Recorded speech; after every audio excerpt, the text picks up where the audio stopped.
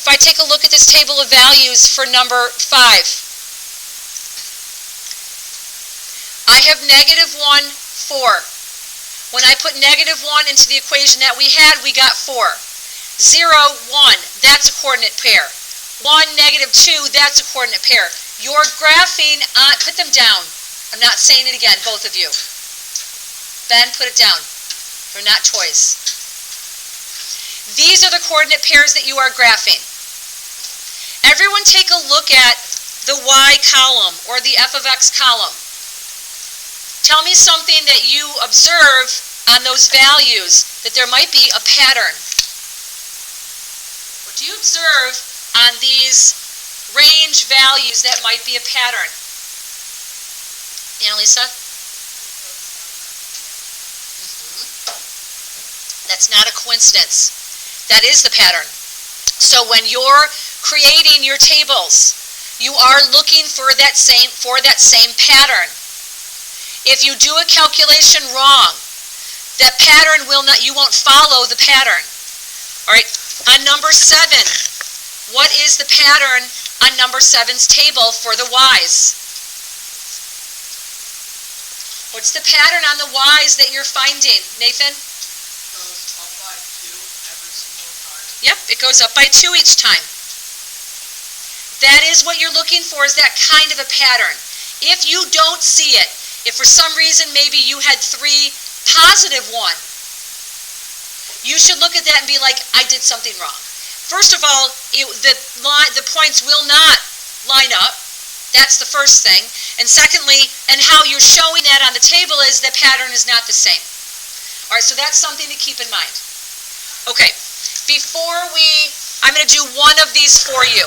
I want to do number 29 for you because I feel like 29 is the hardest one.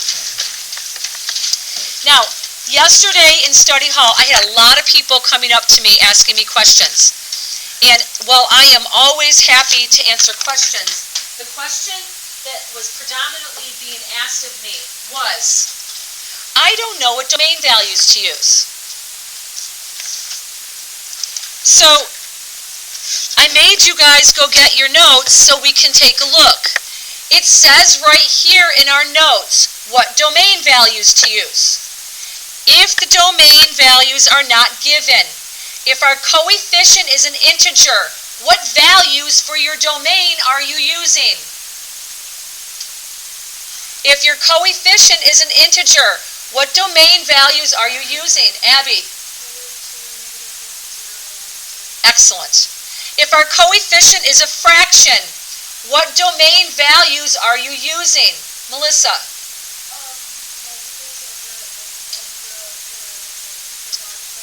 The denominator, absolutely. You're using multiples of the denominator. I want 2 negative, 2 positive, and 0. And if you notice in this listing of our domain, we have integers. That is what we're using. 2 negative, 2 positive, and 0. All right, so if we fast forward to number 29. All right, so for number 29, they tell us, no, not 29. What number is it? 26. Let's take a look at 26. 26 said, I have f of x is equal to 3/4 times x plus 7. If you don't like f of x, then change it to y. Y equals 3/4 x plus 7. I really don't care. All right, so from here, I'm going to set my table up. So here are my x values, here are my y values. What values would be a good idea for me to use when I have a coefficient that's 3/4? Kate? So -4, -0, 4, -0, -8, -4, 0, 4, and 8. Yes. Those are the values you should be using because they are multiples of 4. 4 divides into each of them evenly. So that means I clear my fraction. I want you to put it down. Christian, you are not to touch that again. All right, so if you didn't do this correctly, you're fixing it. All right, so when I substitute, I have y is equal to 3/4 times negative 8 over 1 plus 7. So that ends up being a negative 2. So this is negative 6 plus 7. My y equals 1. So I'm just showing, substituting that negative 4 in for my x. I have negative 3 times negative 1 is a negative 3. Y equals 4. And I would substitute each of them in. If you don't have this, you're writing it down now. So everyone's looking at their number 26. Everyone's looking at their 26 with a marking pen in their hand. And you're looking to see, did I show all my work on this? If you didn't, you're doing it now. I want you practicing this. Nick, do you have all this? Then you're doing it. I'm not giving personal invitations to you guys. You're all looking at your work. If you don't have negative 8, negative 4, 0, 4, and 8 as your x values, or you got some of those wrong, you're fixing it now. All right, if I put 0 in, I have 3/4 times 0 plus 7, so y is simply going to equal 7. Y equals 3/4 times 4 plus 7. I end up with 3 plus 7. Y is equal to 10. My last one should be 13. All right, I'm not going to show that work because I've got other things to get to today. But that's all the work, Christian, that I should be doing. If you were paying attention, you'd know. Questions so far? Yes. You're showing me all the work. Knowing that you see the pattern means that when you got done, you know you did your math right. Okay, from here I'm just going to graph it. Alex, math is hard work. You got to show it all. All right, so when I create my graph, I'm going to count by 2's on my x-axis just because I had negative 8 and negative 4. All right, on our graphs, you have to show your arrows. You have to show your x and your y's. Christian, sit up, get your marking pen in your hand, and fix this. So I have to go up to 13. So 1, 2, 3, 4, 5, 6, 7, 8, 9, 10. I can fit 13 on here. There's 13. So now, you guys, I'm graphing the coordinate points in this table. So my first coordinate point is negative 8, 1. So I'm going to go to the left on my x-axis 4 spaces because I'm counting by 2's. 2, 4, 6, 8. Here's my negative 8, going up 1. The second one is negative 4, and then up 4. The next one is 0, 7. The next one is 4, 10. And then the last one is 8, 13. They should all line up on a straight line. Now we're going to make sure that they do by drawing a line through all of those points. And they should go through the points because now this is a graph. This is our graph of y equals 3/4 x plus 7. Every single point on that graph, every point that makes up that line is a solution to this.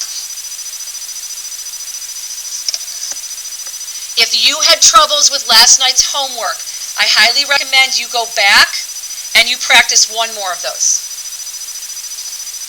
That is what I recommend. All right, put this away, get your notes out.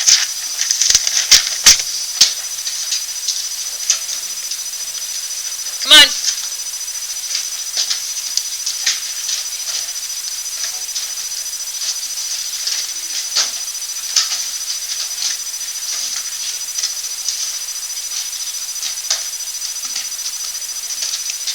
All right, we are still doing 5.3. So 5.3 continued. Please stop talking. Function rules, tables, and graphs. All right, we're going to be talking about story problems today. We're going to do one story problem. The big thing about story problems are we've got to talk about our domain values.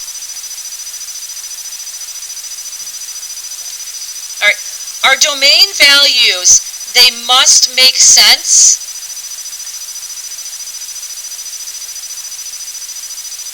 based on the domain information. Remember, our domain is our independent info. So it just depends on what you're measuring. All right, so we're just going to do one example. All right, we are going to be graphing, so at some point you're going to get your rulers out. But you don't have to do it now if you don't have it. All right, I always kind of go back to, now they're going to give you the equations in this. You're not coming up with the equations, but I need you to understand what these equations mean.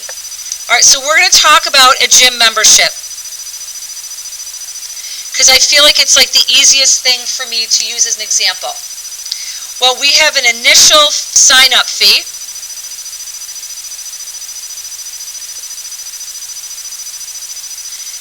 Is $50. We have a monthly cost. It's $10 per month. All right, we can use the equation y equals 10x plus 50 to model the total cost for any number of months.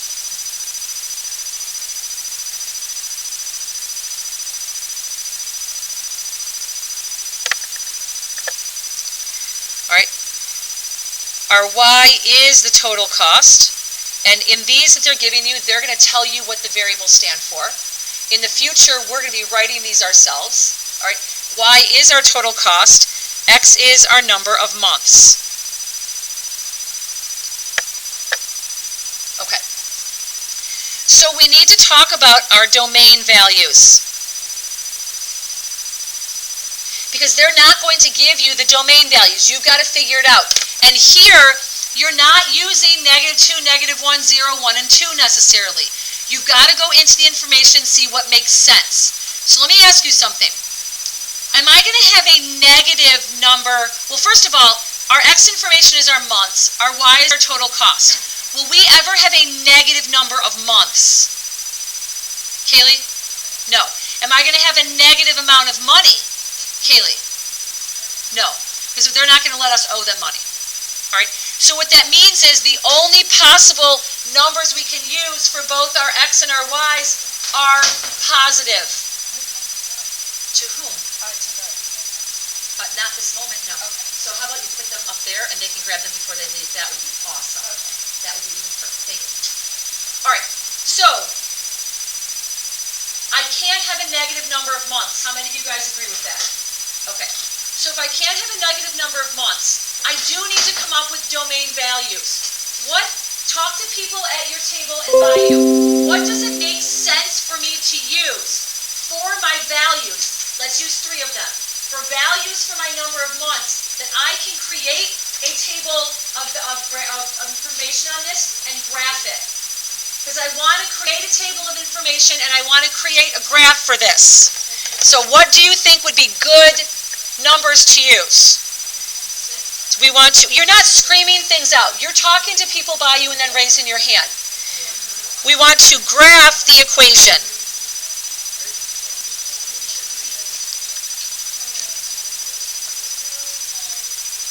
So what values make sense? Nathan, what do you think? 1, 6, and 12. So 1 month, 6 months, and 12 months? Yeah. Does that make sense to you guys? Could I use smaller numbers? Yes. What smaller numbers could I use? I don't disagree with 1, 6, and 12, but that's going to make a really big graph. All right. What other numbers could I use that also would make sense? Ryan? Yeah, 1 month, 2 month, and 3 month. Can't I do 1 month, 2 month, and 3 month? Let's use that. So 1 month, 2 months, and 3 months. It's going to give me the same line. So what I want you to do is I want all of you to evaluate this equation for those values, and then we are going to graph it. We have to talk about the graph before you do it. Go ahead and do this, please.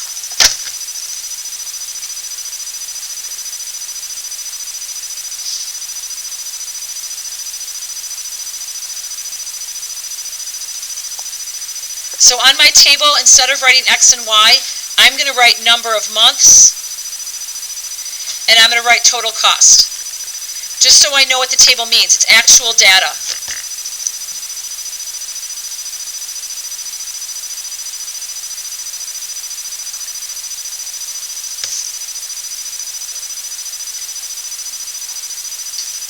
You're working independently. And I do need to see your work before anybody asks me.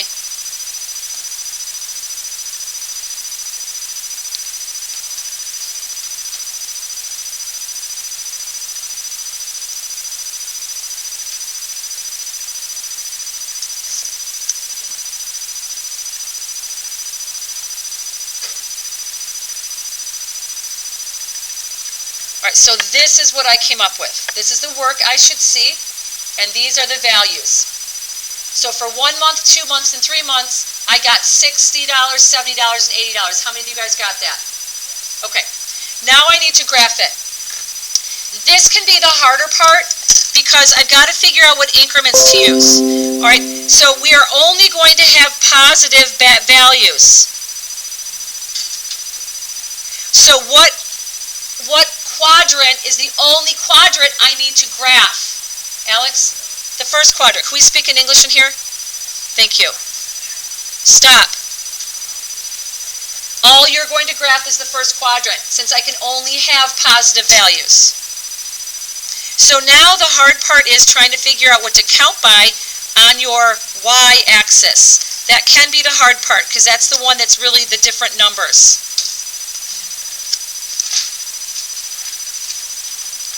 What's the smallest value that we're going to have for our cost? Drew? 60. All right, because if we had 0 months, it would just be, you're not going to do anything. Like, you're not going to pay $50 for 0 months. Like, you're going to have to pay for that first month. All right, so what I'm going to create, and wouldn't it be really nice to count by tens, like 5s or 10s? Wouldn't that be really nice to count by that? Yeah. So what I'm going to do is, I'm going to create this what's called a graph break. All right, I'm able to do that. Stop talking. I'm able to do that because $60 is the lowest total cost. So I'm going to start there. So here's my $60. My Y is my total cost. My X is my number of months. Stop talking. No, I don't care. Stop talking. To spread this out, I'm going to count by 5s. So that's going to be 65, and I'm just going to kind of go up from there. Since I'm counting my months, it's 1, 2, and 3, I'm just going to count by 1s. So all of you graph that table.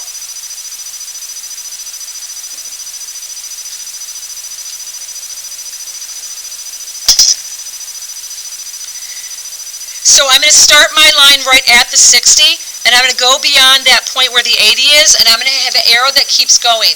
Because I can use this to predict future costs.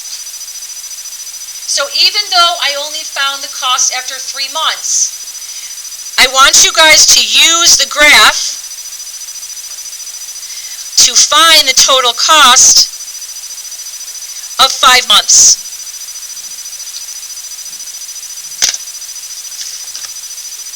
So what I'm going to do is, I'm going to find 5 months on here. Here's my 5 months. I'm going to read my graph directly up to that line. I'm going to read over what's the cost of 5 months.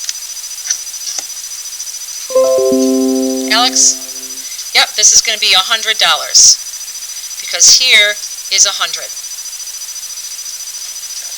All right, so the hardest part, in my opinion, of your homework tonight is trying to figure out what domain values to use. It has to make sense with the information that you are measuring. Do you guys understand? Okay. Before you guys leave,